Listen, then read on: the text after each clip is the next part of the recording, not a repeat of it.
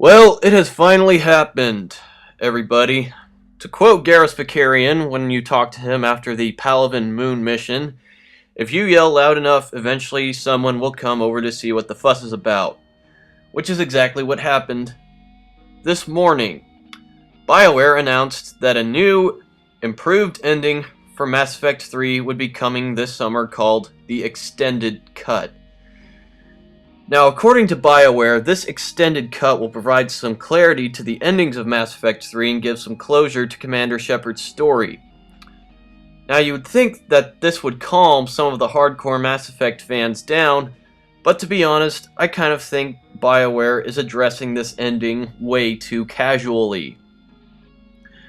I don't really think that Casey Hudson or anybody else at BioWare or EA fully understands how much of a disaster Mass Effect 3's ending really was.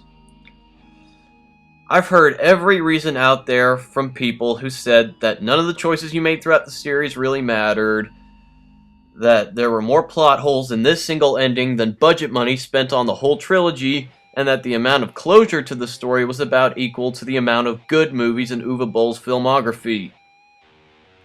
I've also read quite a bit of comments and blogs from people who actually genuinely liked the ending and say that an ending DLC would be a mistake. Now, I'm usually very respectful of people's opinions, but reading most of these posts made me more than a little tempted to call those people a bunch of brain-dead idiots who know nothing about Mass Effect or good storytelling in general. But my number one reason why I think the ending to Mass Effect 3 is an abomination worthy of something that Josef Mengele would create is a reason that very few people have actually brought up. But it's a reason that requires you to look at Mass Effect not just as a video game, but as a serious piece of fiction, as a story. And as a story, Mass Effect 3 breaks a conventional rule of telling a story, but not for the better. This reason is that Mass Effect 3's ending is so different in tone and feel. The tone completely contradicts the tone of not only the rest of the game, but the rest of the series. Still not sure what I'm saying? Well, let me give you an example. Remember the ending to The Wizard of Oz. Dorothy wakes up in her bed and she realizes that everything she went through was just a dream. She recognizes all the people around her as certain characters in her dream. It's a very feel-good, happy fairy tale ending. But then imagine, after she tells them all how much she loves them, Nazis attack. And a whole battalion of panzer tanks just rolls through Kansas and a group of Nazis break into their home. They murder all of Dorothy's relatives and friends in cold blood, and they kidnap Dorothy and use her as a sex slave. That's what Mass Effect 3's ending is the equivalent of. It doesn't feel like the ending to a Mass Effect game. It feels like the ending to something completely different, like an art house film or something.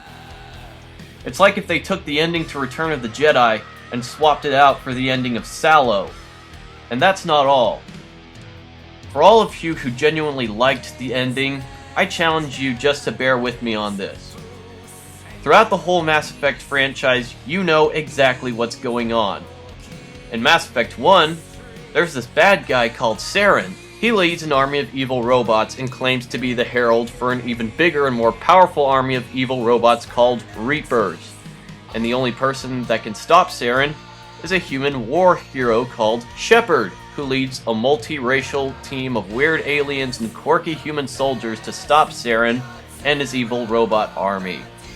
See? It's simple, straightforward to the point. But there are a couple of plot twists along the way that keep you interested and surprise you, like finding out that the big ugly spaceship that Saren flies is a living Reaper, and that the colossal continent-sized space station that everybody lives at is a relay that allows the Reapers to come back and start tearing shit up. It's a simple sci-fi adventure that provides many twists and turns that flesh out the setting and mythos.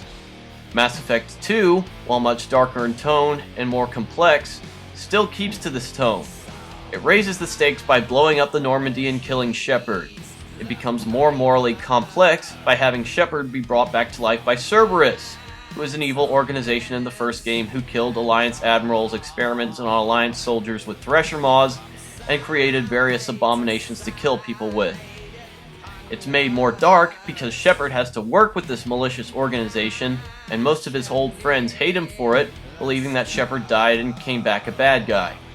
With a much darker tone, it still has a simple overall premise. Shepard has to put together an unstoppable team of badasses to destroy the Collectors and stop them from harvesting human colonies. Just like the first game, it provides several twists and turns, like finding out that the Collectors are actually indoctrinated Protheans, learning that all the humans being abducted are being used to create a new Reaper, and that the Collectors are being controlled by the granddaddy of all Reapers, Harbinger. It's another adventure tale, but with a more intense and nail-biting experience. It fleshes out the universe more and more with the exploration of the Terminus systems, and you become more attached to the characters than ever before. Much like The Empire Strikes Back, it gives a much more intense and even pessimistic narrative than before. But then it gets you even more pumped for the conclusion. Now you're all probably wondering why the fuck I'm wasting all this time going over the stories of the first two games. Because I'm trying to stress the point that you are completely aware of what is happening in the Mass Effect franchise. In Mass Effect 3, it couldn't be even more simplistic. The Reapers are here, they're bad, they're killing everything. Shepard is uniting all the races of the galaxy to destroy the Reapers. It's got action, drama, horror, comedy, and by the end, you are more than excited to tear the Reapers a new asshole. Mass Effect is a quintessential good versus evil story. No different from Star Wars, Lord of the Rings, Harry Potter, Chronicles of Narnia, Star Trek, etc. Which is why the ending is so out of place. As I said before, it doesn't feel like a Mass Effect ending. It feels like the ending to a different game. Shepard is forced to basically sacrifice him or herself and also destroy the whole galaxy by this ghost whom we've never heard a mention of before. Who says that synthetics will always kill organics despite the fact that I just allowed the Quarians and Geth to coexist peacefully? Shepard dies and the mass relays blow up, either killing everyone or trapping them on Earth with no way to go back to their home planet. It's a pretentious, artsy-fartsy, ask-me-what-it-means ending that is inappropriate in a game where you are clearly aware of what's happening. This isn't Andrei Tarkovsky's Solaris. This isn't 2001: A Space Odyssey. This isn't George Orwell's 1984. This isn't A Clockwork Orange. It's Mass Effect. Shepard good, Reapers bad. When you have a story that has a chosen tone or mood to go with, and that same story just sporadically changes its tone at the very end, that is a shining example of bad storytelling, which is something that BioWare is not known for. So having said all that, I am haunted by a lingering doubt that BioWare is not aware of all those problems that I just bitched up a fucking hurricane about. In my opinion, both Ray Musica and Casey Hudson's responses to the endings feel like a colossal understatement. We understand that many players are unsatisfied with the conclusion we've made. Really, Casey? That's all you can say? I'm sorry, but BioWare's response to the backlash just comes across to me as nonchalant. Like if it caused a nuclear holocaust, they would still react with a casual attitude. This makes me worried about the extended cut DLC, because if this really is the ending that BioWare intended for the game, then all the DLC will do is explain why the ending is the way it is, other than just say that the ending was all in Shepard's head and that the real ending is going to be a conclusion of biblical proportions. The key word that gnaws at me is clarity.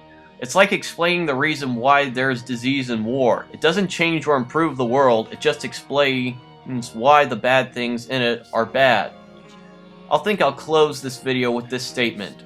If this extended cut ending does not provide the best possible ending for the Mass Effect franchise, if it doesn't give one fucking hell of an ending that makes the ending of Star Trek TNG and Metal Gear Solid 4 blush in jealousy, then the Mass Effect series will be dead to me. I already can't play the first 2 games without the knowledge of 3's ending eating away at me like a parasite, causing me to look at all the characters, settings, and storylines and just think, what's the point? None of this will matter, because the ending will simply ignore and flush all of your accomplishments and emotional attachments right down the toilet. That is my opinion. If this ending doesn't deliver, I will never play Mass Effect ever again. The story and mythos is way too important for me to simply ignore the ending to 3. Well, that's the end to my insanely long video about the extended cut. I hope you all enjoyed and found a new perspective of it. Goodbye.